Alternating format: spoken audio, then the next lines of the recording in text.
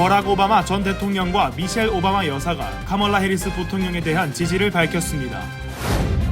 오늘 네타냐후 이스라엘 총리가 플로리다에 있는 트럼프 전 대통령 저택을 방문했습니다. 윤석열 대통령이 출범 1주년을 맞은 재외동포청 청장을 전격 교체했습니다. 뉴욕시 맨해튼 어퍼 이스트 사이드에서 총격 사건이 발생해 2명의 여성이 사망했습니다. 지난해 뉴욕시의회 플러싱 제20선거구 공화당 예비선거에서 가짜 부재자 투표용지를 동원해 부정선거를 한 혐의로 6명이 기소됐습니다. 델타항공이 항공편 지연 및 취소에 대한 환불 처리를 제대로 해주지 않자 한승객이 공항 라운지에서 소심한 복수를 하는 영상을 올려 화제가 되고 있습니다. 할렘에 거주하는 95세 할머니를 가정 간병인이 폭행하는 영상이 공개됐습니다. 뉴저지주는 내년부터 연방국세청이 개발한 무료 온라인 서비스 다이렉트 파일을 통해 소득세 신고를 할 수 있게 됐습니다.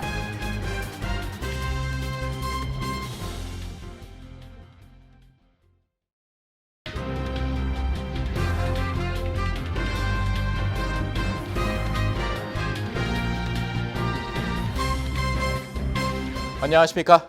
KBTV 뉴스 9 이창원입니다. 버락 오바마 전 대통령과 미셸 오바마 여사가 카멀라 해리스 부통령에 대한 지지를 밝혔습니다. 미국에서 가장 인기 있는 두 민주당원들의 해리스 지지 선언은 기대보다 늦었지만 해리스 부통령에게는 중요한 선언입니다. 전상 기자가 전해드립니다. 오바마 전 대통령 부부는 오늘 아침 해리스 부통령과 통화하는 모습을 담은 영상을 공개하면서 해리스에 대한 지지를 밝혔습니다. 오바마는 미국 최초의 흑인 대통령이었고 해리스는 최초의 여성, 최초의 흑인 여성, 아시아계 출신의 첫 부통령으로 오바마의 지지 선언은 큰 의미를 담고 있습니다. 오바마 전 대통령과 미셸 오바마는 해리스에게 지지를 표하고 당신이 자랑스럽다, 역사적인 일이 될 것이라고 말했습니다. 민주당 후보들을 위한 대규모 선거 행사에서 엄청난 기금 모금과 인기 있는 대리인으로 남아있는 오바마 전 대통령 부부는 민주당 주요 인사들 가운데 마지막으로 해리스 부통령에 대한 지지를 선언했습니다. 한편 트럼프 전 대통령의 러닝메이트인 JD 벤스 상원의원이 카멀라 해리스에게 자식이 없다는 것을 공격 소재로 삼은 것에 대해 딸과 생모가 나서 적극 방어에 나섰습니다. 벤스는 2021년 팍스뉴스와의 인터뷰에서 미국이 카멀라 해리스 부통령 같은 자녀 없는 고양이 아줌마에 의해 운영되고 있다고 밝힌 바 있습니다. 그는 자식이 없는 여성들은 국가의 미래에 직접적인 이해관계가 없다고도 했습니다. 해리스 남편의 전처인 커스틴 에모프는 어제 콜과 엘라가 10대였을 때부터 10년 이상 카멀라는 양육을 해왔다고 밝히고 해리스는 사랑스럽고 보살핌이 많고 보호자로서 항상 아이들 곁에 있다며 그녀가 있어서 감사하다고 밝혔습니다. 카멀라는 두 아이의 친모 커스틴과도 우정을 쌓았고 커스틴에게 놀라운 어머니라고 묘사했다고 합니다. 뉴욕타임즈는 벤스의 발언에 현재 많은 여성이 여론조사와 투표를 통해 낙태, 피임, 불임치료 서비스 이용 또는 전혀 아이를 갖지 않은 것에 대한 자신의 선택권을 옹호하고 있는 지금 다시 조명되고 있다고 전했습니다. 벤스의 발언에 대한 분노는 민주당뿐 아니라 공화당에서도 나오고 있다고 뉴욕타임즈는 전했습니다. KBTV 뉴스 전상입니다. 오늘 벤저민 네탄야후 이스라엘 총리가 플로리다에 있는 트럼프 전 대통령의 저택을 방문했습니다. 4년 만에 만난 트럼프 전 대통령과 네탄야후 총리는 회담을 통해 중동 및 이스라엘 안정화 방안 및 미국의 지원 방안을 논의했습니다. 기러민 기자가 전해드립니다. 공화당 대선 후보인 도널드 트럼프 전 대통령이 오늘 플로리다주 판비치에 있는 마러라고 저택으로 베냐민 네타냐후 이스라엘 총리와 그의 아내를 초청했습니다. 트럼프와 네타냐후는 4년 만에 손을 맞잡았습니다. 트럼프는 인사를 건넨 후 안으로 들어가 총상을 입은 자신의 귀를 보여주기도 했습니다. 트럼프와 네타냐후는 트럼프 대통령 재임 시절 가까운 관계를 유지했지만 2020년 대선에서 바이든 대통령의 승리를 네타냐후 총리가 축하하면서 관계가 냉각된 바 있습니다. 당시 트럼프는 바이든 대통령 당선 이후 네타냐후 총리와 이야기한 적이 없다며 그를 내버려두라고 공개적으로 비난하기도 했습니다. 네타냐후 총리는 지난 화요일 의회 연설에서 역사적인 아브라함 협정을 중재한 트럼프 전 대통령의 리더십에 감사하다고 언급하며 트럼프 전 대통령을 향한 비열한 공격에서 그가 무사해서 안도했다며 민주주의에서는 정치적인 폭력이 있을 수 없다고 말하기도 했습니다. 트럼프 전 대통령은 자신을 이스라엘을 도울 수 있는 유력한 정치인 이미지로 부각시킬 수 있는 기회로 판단했을 수 있으며 또 네타냐후 총리는 트럼프 전 대통령이 다시 한번 이스라엘의 중요 무기 공급국이 될 수 있다는 전망을 고려할 때 그와의 관계 회복이 절실했을 것이라는 분석이 나오고 있습니다. 트럼프는 오늘 자신의 저택 회의를 통해 자신이 대통령으로 임기를 한 번 더 할 수 있다며 모든 것이 잘 될 것이고 빠르게 안정될 것이라고 말했습니다. 이어 자신이 빠르게 개입하지 않으면 중동에서 대규모 전쟁이 벌어지고 3차 세계대전이 일어날 수 있다며 그 어느 때보다 갈등과 위기가 많은 시점이라고 강조했습니다. 조 바이든 대통령과 카말라 해리스 부통령은 네타냐후 총리의 의회 연설 현장에 참석하지 않았습니다. 네타냐후 총리의 의회 연설로 인해 국회의사당 인근에서는 이스라엘 반대 시위 집회가 이어지며 성조기를 불에 태우는 등 시위가 격화되기도 했습니다. 이스라엘에 대한 지지와 비난이 뒤섞인 속에서 이스라엘 총리는 미국의 지원을 다시 한번 얻기 위해 전현직 대통령을 번갈아가며 변함없는 지원을 당부했습니다. KBTV 뉴스 길려민입니다. 윤석열 대통령이 출범 1주년을 맞은 재외동포청 정장을 전격 교체했습니다. 제2대 정장에 이상덕 주 인도네시아 대사가 임명됐습니다. 이 신임 정장은 여러 국가에서 재외 공간 근무 경험을 쌓은 베테랑 외교관 출신이라는 평가를 받고 있습니다. 보도에 전장 기자입니다. 정진석 대통령 비서실장은 정무직 인사안을 발표하고 신임 재외동포청장으로 이상덕 주 인도네시아 대사를 임명한다고 밝혔습니다. 재외동포청은 보도자료를 통해 이 신임 청장은 중국, 동남아 등 한인이 많이 거주하는 지역에서 주로 근무했고 오랜 외교관 생활을 통해 체득한 협상 조정 능력이 탁월하기 때문에 재외동포 보호와 모국과의 교류 협력 강화에 기여할 것으로 기대한다고 전했습니다.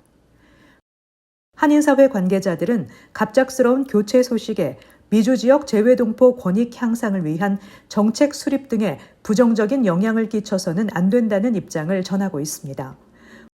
부임한 지 1년 된 청장에 대해 교체를 단행한 배경에 대해서도 의문을 표시하는 인사도 있습니다. 한편 외교부 관계자는 정무직 인사는 명확한 임기가 정해져 있지 않다고 설명했습니다. 1960년생인 이 청장은 한국 외국어대 포르투갈어과와 미국 조지아 주립대 대학원 정치학과를 졸업했으며 1988년 외무고시 합격 후 주중공사 참사관, 외교부 동북아시아 국장, 주 싱가포르 대사 등 다양한 보직을 역임했습니다. 외교관 퇴임 이후인 2022년 4월 윤석열 정부의 한일 정책협의단 일환으로 일본을 방문했고 같은 해 12월 주 인도네시아 대사에 임명됐습니다. KBTV 뉴스 전상입니다. 뉴욕시 맨해튼 업버 이스트사이드에서 총격 사건이 발생해 2명의 여성이 사망했습니다. 수사 당국은 4살 아들의 양육권 분쟁과 관련해 아이의 친할머니가 아이의 엄마를 살해하고 스스로 목숨을 끊은 것으로 보고 있습니다. 기러민 기자가 전해드립니다. 오늘 뉴욕시 맨해튼 어퍼이스트 사이드에서 2명의 여성이 총에 맞는 사건이 발생했습니다. 사건은 오늘 오전 9시경 맨해튼 요크 애비뉴 인근 이스트 88 스트릿에서 발생했으며 가정폭력 관련 사건으로 추정되고 있습니다. 수사 당국은 한 여성이 다른 여성을 살해하고 자살을 시도한 것으로 추정하고 있습니다. 이들은 총성을 듣고 몸을 숙이거나 건물 사이로 숨었습니다. 조셉 케니 뉴욕시경 형사부장은 이번 사건이 양육권을 둘러싼 분쟁으로 보인다며 살인을 저지르고 자살을 시도했던 것으로 파악된다고 전했습니다. 45세 마리사 갤러웨이는 1살 난 아기를 차에 태우고 차 트렁크를 유모차에 싣고 있었습니다. 그때 그녀의 또 다른 자녀인 4살 난 아들의 친할머니가 그녀에게 다가왔습니다. 그녀는 4살 난 아들의 양육권과 관련해 아이 아빠와 분쟁을 이어왔던 것으로 확인됩니다. 4살 손자의 친할머니인 65세 캐트린 리는 9mm 권총을 꺼내 갤러웨이의 머리에 쏘고 그녀가 차 뒤쪽에서 쓰러지자 등에 또 한 발의 총을 발사했습니다. 시카고 출신인 가해자 리는 인도에서 자신의 머리를 향해 스스로 또 한 번의 총탄을 발사했습니다. 그녀는 그 자리에서 숨진 채 발견됐습니다. 갤러웨이는 이후 뉴욕 프레스비테리안 병원으로 이송됐지만 끝내 숨을 거뒀습니다. 아이 엄마인 갤러웨이는 4살 난 아들 양육권과 관련해 분쟁을 이어오고 있었던 것으로 파악됩니다.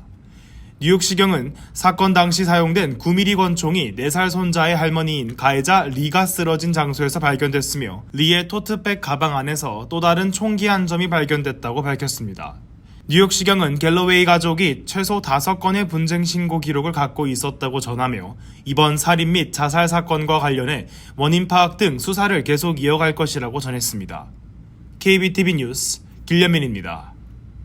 지난해 뉴욕시의회 플러싱 제20선거구 공화당 예비선거에서 가짜 부재자 투표 용지를 동원해 부정선거를 한 혐의로 6명이 기소됐습니다.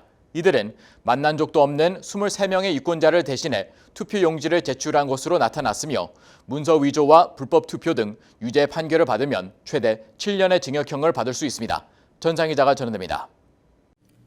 멜린다 캐츠 퀸즈 검사장은 당시 공화당 예비선거에 출마한 유칭 제임스 페이 후보 선거 캠프에서 자원봉사자로 일했던 6명이 부정선거 혐의로 기소됐다고 밝혔습니다.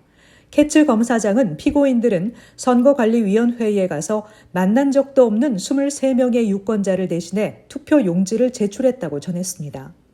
페이 후보의 딸 19세 시드니 페이를 포함해 리전 완, 이핑얌, 리스베스 청, 크리스탈 유 등은 페이 후보를 당선시키기 위해 부재자 유권자 정보를 이용해 가짜 부재자 투표 용지를 제출한 것으로 파악됐습니다. 법원은 피고인들은 퀸즈 카운티 주민의 권리를 박탈하는 데 일조했다며 이들이 2023년 3월 1일부터 6월 27일 사이에 시 선거관리위원회 사무실을 방문해 다른 등록 유권자 부재자 투표지를 수령했다고 말했습니다. 피고인들은 23명의 다른 사람의 부재자 투표 용지에 자신의 이름을 기재해 제출했다고 판결했습니다. 6명의 피고인들은 뉴욕주 법원에 출두해 무죄를 주장했고 오는 9월 19일 재출두 명령을 받았습니다. 문서 위조와 불법 투표 등 161개 혐의에 대한 유죄 판결을 받으면 이들은 최대 7년의 징역형을 받을 수 있습니다. 검찰은 예비선거 당일 투표소에 도착했는데 이미 본인의 이름으로 투표가 완료됐다는 소식을 듣고 불만을 제기한 유권자들의 증언을 토대로 수사에 착수했습니다. 지난해 제20선거구 공화당 예비선거에 출마했다 근소한 표차로 페이 후보에게 낙마한 데니 첸 후보는 부정선거 가능성을 제기하고 선관위와 페이 후보를 상대로 소송을 제기하기도 했지만 당시 주 법원은 소송을 기각했습니다. KBTV 뉴스 전상입니다. 지난주 마이크로소프트발 클라우드 서비스 장애로 인해 항공사와 금융사, 방송사 서비스 차질로 이어졌습니다. 델타 항공의 항공편 지연 및 취소에도 불구하고 환불 처리가 제대로 이루어지지 않자 한 승객이 공항 라운지에서 소심한 복수를 하는 영상이 소셜미디어에 올라와 화제가 되고 있습니다. 기러민 기자가 전해드립니다. 델타 항공이 항공편 지연으로 인한 환불 처리를 해주지 않자 분노한 승객이 델타 VIP 라운지를 찾아가 소심한 복수를 하는 영상이 올라와 화제가 되고 있습니다. 컴펜세이션이라는 제목의 논란이 된 영상은 현재 틱톡에서 60만 회 이상의 조회수를 기록하고 11만 이상의 좋아요를 기록했습니다. 해당 영상을 올린 카일 필리피는 델타의 스카이클럽에서 직원이 따라준 와인을 쓰레기통에 버리는 등 분노의 모습을 우스꽝스럽게 이어갔습니다. 그는 캡션을 통해 델타 항공사가 보상해주지 않겠다고 말해 우리는 스카이클럽 라운지에서 스스로 이를 돌려받았다고 적었습니다. 이어 그들 역시 타격을 입게 될 것이라고 말했습니다. 해당 영상은 지난 19일 마이크로소프트발 클라우드 서버 장애로 인한 공항 지연 및 취소 시기와 맞물려 촬영된 것으로 보인다고 AP통신은 보도했습니다. 영상에서 필리핀은 아버지로 보이는 남성과 함께 라운지에서 음식을 수북히 담은 접시를 여러 개 쌓아놓고 분노에 찬 얼굴로 끊임없이 음식을 먹습니다. 또 직원이 따라준 무료 와인을 쓰레기통에 버리고 잡지를 모두 수거해가고 스낵을 주머니에 챙기는가 하면 손세정제를 끊임없이 짜내는 모습이 담겨 있습니다. 필리핀은 라운지 내 샤워장에서 옷을 입은 채 샤워기 옆에 서서 물을 틀어놓고 목욕도 하지 않으며 샴푸를 바닥에 짜는 장면으로 영상을 마무리했습니다. 놀랍게도 많은 틱톡 유저들이 댓글을 통해 복수를 지지하며 그의 행동을 찬양했습니다. 한 댓글 작성자는 직원이 와인을 따라주자마자 쓰레기통에 부어버리는 장면이 가장 강렬했다고 환호했습니다. 델타 항공사로부터 엉망의 서비스를 받은 사람 중 하나로서 이런 복수에 감사하다는 댓글도 눈에 띄었습니다. 연방항공청은 델타 항공이 항공편 지연 및 취소로 인해 발생한 피해에 있어 승객들을 대상으로 제대로 처우했는지 그 과정에서 연방법을 위반한 건 아닌지 조사에 착수했습니다. KBTV 뉴스 길련민입니다. 가정 간병인이 할렘에 거주하는 95세 할머니를 폭행하는 충격적인 영상이 공개됐습니다. 이 간병인은 보행기를 사용하고 산소 탱크가 필요한 할머니를 돌보기 위해 지난주 간병인으로 파견됐습니다. 전장 기자입니다.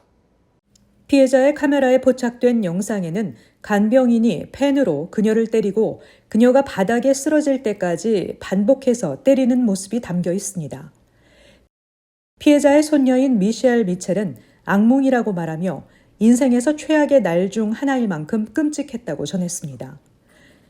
미첼은 뉴저지에 있었지만 할머니의 아파트에 카메라를 설치했기 때문에 그녀는 휴대전화로 그 폭행 모습을 지켜보고 있었습니다.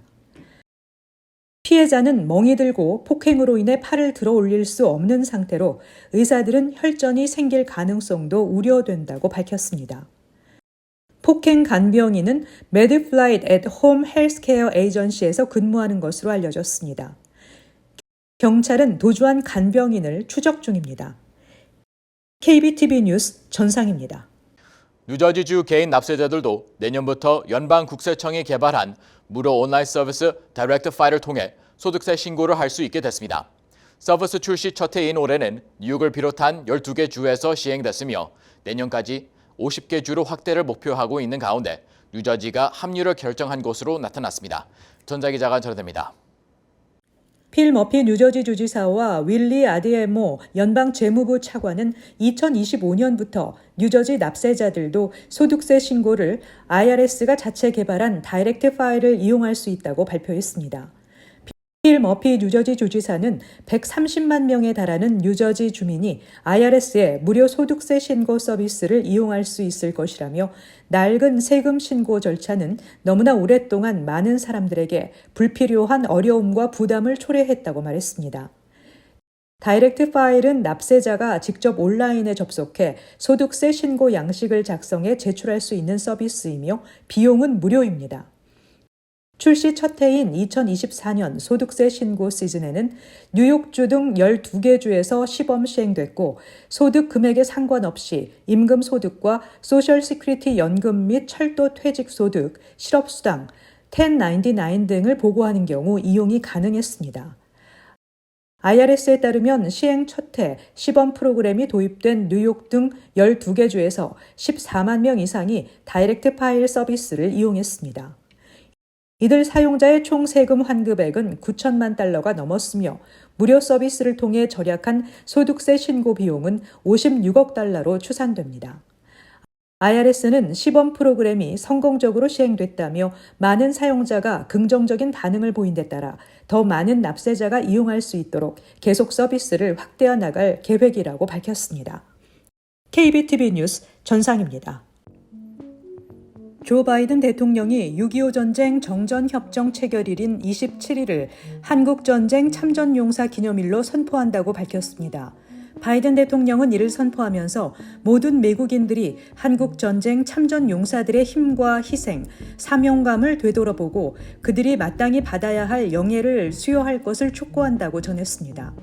6.25 정전협정은 1953년 7월 27일 미국이 이끈 유엔군, 북한군, 중국군 간에 체결됐습니다.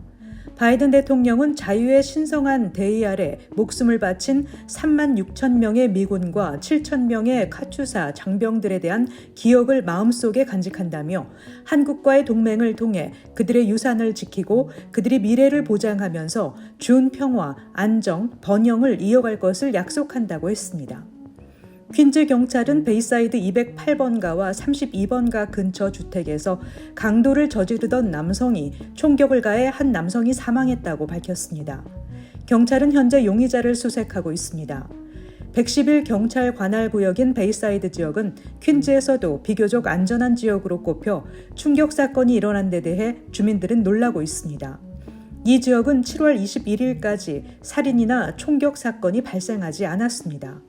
강도 사건도 올해 15.8% 감소했고 전체 범죄율은 14.4% 감소했습니다. 경찰은 신원이 확인되지 않은 총격범이 43세 남성과 그의 아들에게 접근해 강탈을 시도했으며 용의자는 총을 꺼내 남성의 머리를 맞췄습니다. 용의자는 아들의 휴대전화를 훔쳐 도망쳤습니다. 오는 2024-2025 학년도부터 뉴욕시 공립학교 학생들은 무료 옴니카드를 받게 됩니다. 뉴욕시는 기존 학생 메트로카드보다 혜택이 확대된 학생용 옴니카드 배포를 시작할 것이라고 밝혔습니다. 새로운 학생 옴니카드는 연중 무휴 24시간, 주 7일, 하루 최대 4회까지 이용이 가능합니다. 기존 학생 메트로카드는 오전 5시 30분에서 오후 8시 30분까지 학교 수업일에만 하루 최대 3회까지 무료로 이용이 가능했습니다. 새 학생 옴니카드는 학기 시작과 동시에 학교에서 배포되며 학생들은 강화된 혜택이 설명된 홍보 전단지도 받게 됩니다. 다만 학교에서 0.5마일 이내 거리에 거주하는 학생들은 이용할 수 없습니다. 뉴욕 경찰은 맨하탄 지하철에서 아시안 여성에게 혐오 발언과 폭행을 가한 여성을 공개 수배한다고 밝혔습니다. 사건은 웨스트 57번가와 7번가 지하철역에서 북쪽으로 가는 Q 열차에서 발생했는데 용의자는 피해자와 말다툼을 벌였으며 여성 용의자가 아시안 여성에게 혐오 발언을 한 뒤 피해자의 얼굴을 때렸다고 합니다. 용의자는 현장에서 도주했습니다. 용의자는 30대로 검은 머리카락과 약 5피트 5인치의 키를 가진 것으로 알려졌고 황갈색 짧은 드레스, 여러 가지 색상의 운동화, 흰색 모자를 쓰고 검은색 가방을 들고 있는 모습이 목격됐습니다. 7번 전철에서 20대 여성 승객을 성추행하고 달아난 남성이 공개 수배됐습니다. 뉴욕시경에 따르면 용의자는 지난 2일 오후 3시 30분 맨하탄 방향 7번 전철 안에서 29세 여성 승객에게 다가가 승객의 스커트 안으로 손을 넣고 신체를 만졌습니다. 용의자는 사건 직후 90스트리트 엘머스트 애비뉴역에서 전철이 정차하자 현장에서 도망쳤습니다. 경찰은 용의자를 신장 5피트 5인치, 몸무게가 150파운드가량으로 추정하고 있습니다. 오늘 오전 2시 30분쯤 뉴저지 페어론의 쇼핑몰에서 2급 화재가 발생했습니다. 이 몰에 위치한 자디 스코셔 베이크샵 직원들은 제과점 내부가 평소보다 심하게 더워 신고했습니다. 화재는 그린 드래곤 아시안 쿠진 뒤에서 시작된 것으로 추정됩니다. 식당 바로 옆 이발소는 지붕이 무너져 큰 피해를 입는 등 쇼핑몰에 있는 모든 사업체가 광범위하게 피해를 입었습니다. 한편 부상자는 보고되지 않았습니다. 커뮤니티 브리핑을 전해드립니다.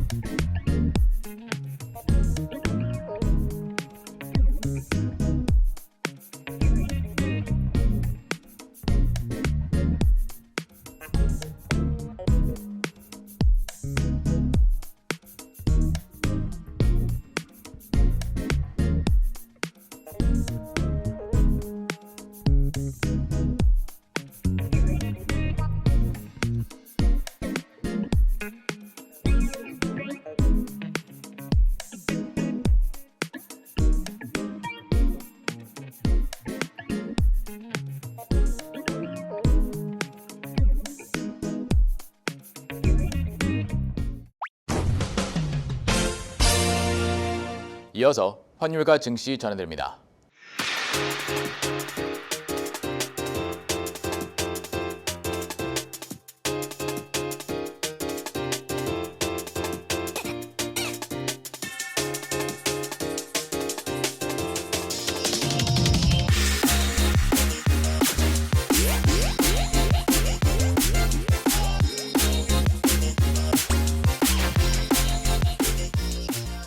뉴욕과 뉴저지 날씨 전해드립니다.